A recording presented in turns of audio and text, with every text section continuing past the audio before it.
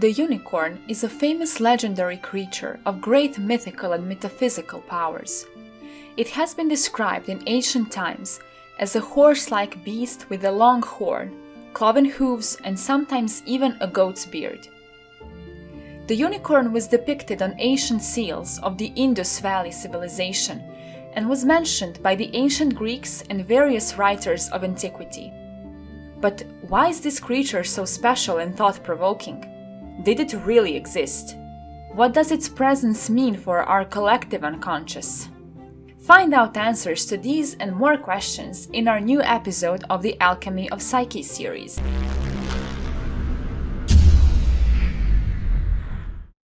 In European folklore, and through the Middle Ages and Renaissance, the unicorn was commonly believed to be a woodland creature that signified grace and purity.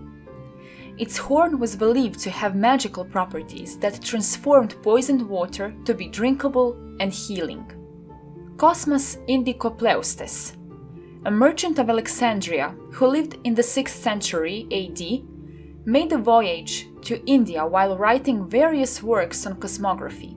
He gives us a description of a unicorn based on 4 brass figures in the palace of the king of Ethiopia. He states from report that it is impossible to take this ferocious beast alive, and that all its strength lies in its horn.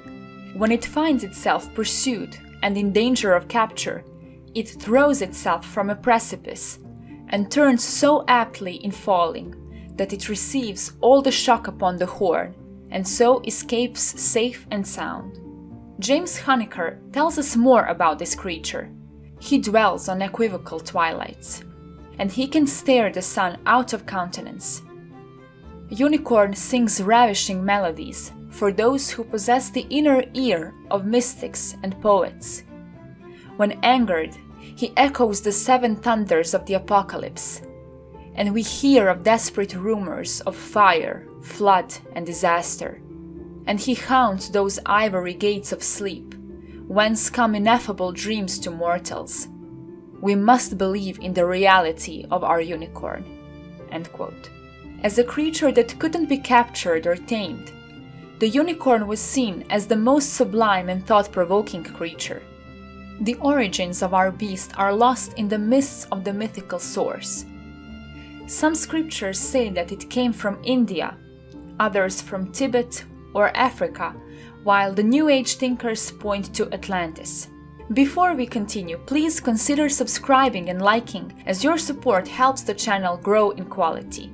From reading Carl Jung's Psychology and Alchemy, I became aware of the meaning the unicorn had for alchemists. In the 17th century alchemical book of Lamspring, we read the following: "In the body, the forest, there is soul, the deer, and spirit, the unicorn. He that knows how to tame and master them by art, and to couple them together, may justly be called a master, for we rightly judge that he has attained the golden flesh." End quote. Moreover, alchemists have mostly represented the unicorn with another animal that was the lion. Carl Jung tells us that both animals represented the wild, rampart, masculine, penetrating force of the spiritus mercurialis. Here I may add that the unicorn carried more spiritual meaning than the lion. Jung also goes further to tell us about the symbolism behind the unicorn's horn. The horn, as an emblem of vigor and strength, has a masculine character, but at the same time it is a cup which as a receptacle is feminine." End quote. Did you know that the unicorn is a national animal of Scotland? Odell Shepard delved even deeper into the connection between the unicorn and the lion by associating the yellow lion with the sun and the white unicorn with the moon. He says the following: that there is some kind of connection between the moon and the unicorn is not a theory but a fact. The unicorn is commonly, though not always, thought of as white in body. It is an emblem of chastity. It is very swift. According to the best authorities, it cannot be taken alive. The animal is most readily associated with the new or crescent moon, which might indeed seem to dwellers by the sea to be leading the stars down to the water and to dip its own horn therein before they descend. The crescent moon has been used for ages to represent both celestial motherhood and virginity, whether of Ishtar, Isis, Artemis, or the Madonna. The Qilin, or unicorn of China, is commonly represented in bronze, bearing a crescent moon among clouds on his back." End quote.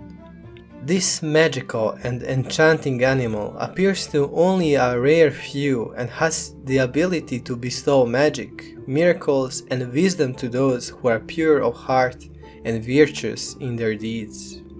The presence of a unicorn is announced by the soft and faint tinkling sound of tiny bells being shaken, or of tiny chimes being rustled by a breeze.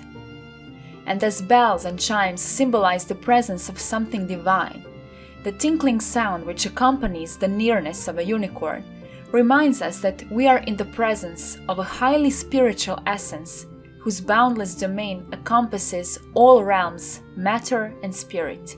Our creature was also mentioned several times in the Bible, just to later be explained that the term got lost in translation and that the described animal was the so-called reem, an ancestor to our modern cattle. In the Middle Ages, the fathers of the Church were trying to prove that the Old Testament must have prophesied the coming of Christ.